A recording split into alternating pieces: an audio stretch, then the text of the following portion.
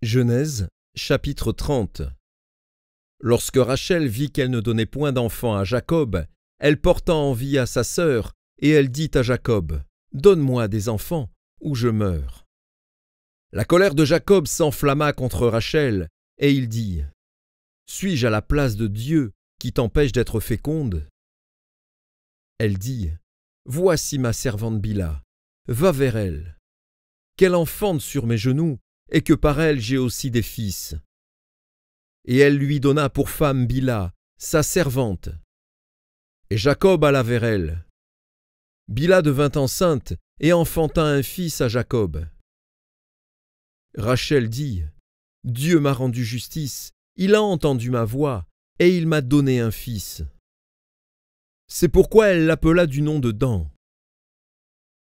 Bila, servante de Rachel, devint encore enceinte et enfanta un second fils à Jacob. Rachel dit, « J'ai lutté divinement contre ma sœur, et j'ai vaincu. » Et elle l'appela du nom de Nephtali. Léa, voyant qu'elle avait cessé d'enfanter, prit Zilpa, sa servante, et la donna pour femme à Jacob. Zilpa, servante de Léa, enfanta un fils à Jacob. Léa dit, « Quel bonheur !» Et elle l'appela du nom de Gad. Zilpa, servante de Léa, enfanta un second fils à Jacob. Léa dit, « Que je suis heureuse. » Car les filles me diront heureuse. Et elle appela du nom d'Azer. Ruben sortit au temps de la moisson des blés et trouva des mandragores dans les champs. Il les apporta à Léa, sa mère. Alors Rachel dit à Léa, « Donne-moi, je te prie, des mandragores de ton fils. » Elle lui répondit, « Est-ce peu que tu aies pris mon mari, pour que tu prennes aussi les mandragores de mon fils ?» Et Rachel dit, « Eh bien, il couchera avec toi cette nuit pour les mandragores de ton fils. »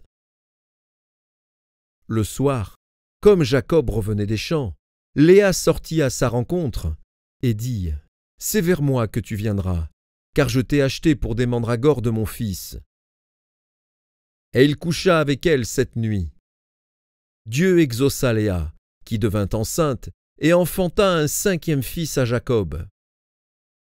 Léa dit, « Dieu m'a donné mon salaire parce que j'ai donné ma servante à mon mari. » Et elle l'appela du nom d'Issachar.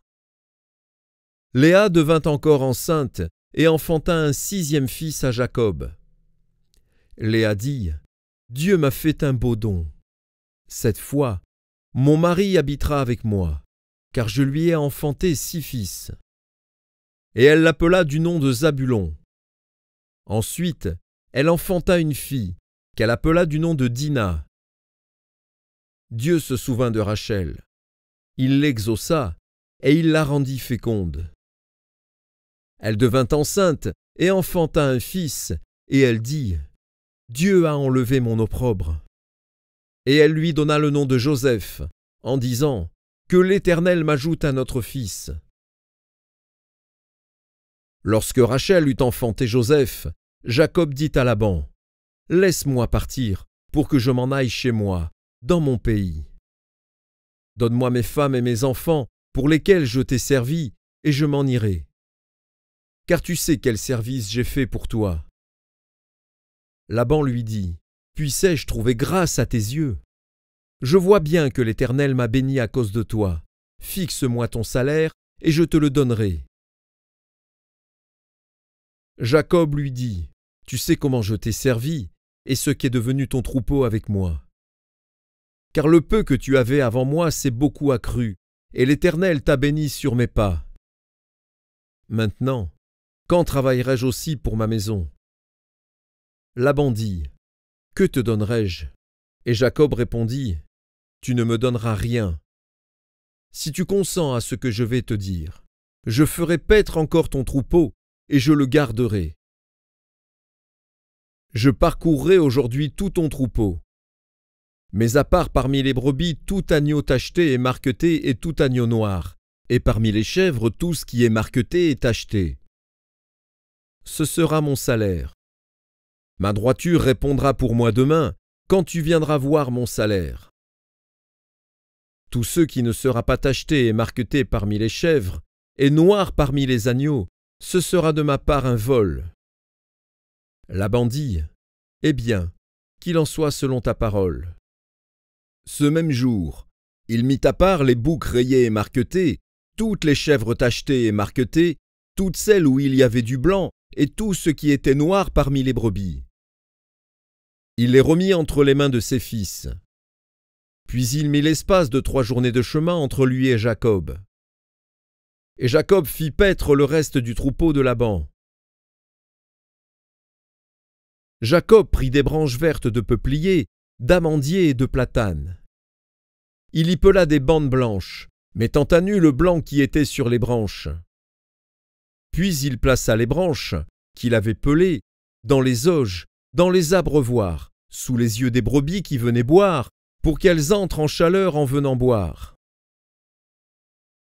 Les brebis entraient en chaleur près des branches, et elles faisaient des petits rayés, tachetés et marquetés. Jacob séparait les agneaux, et il mettait ensemble ce qui était rayé et tout ce qui était noir dans le troupeau de Laban.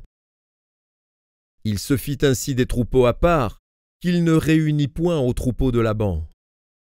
Toutes les fois que les brebis vigoureuses entraient en chaleur, Jacob plaçait les branches dans les auges sous les yeux des brebis, pour qu'elles entrent en chaleur près des branches. Quand les brebis étaient chétives, il ne les plaçait point, de sorte que les chèvres étaient pour Laban et les vigoureuses pour Jacob. Cet homme devint de plus en plus riche. Il eut du menu bétail en abondance, des servantes et des serviteurs, des chameaux et des ânes.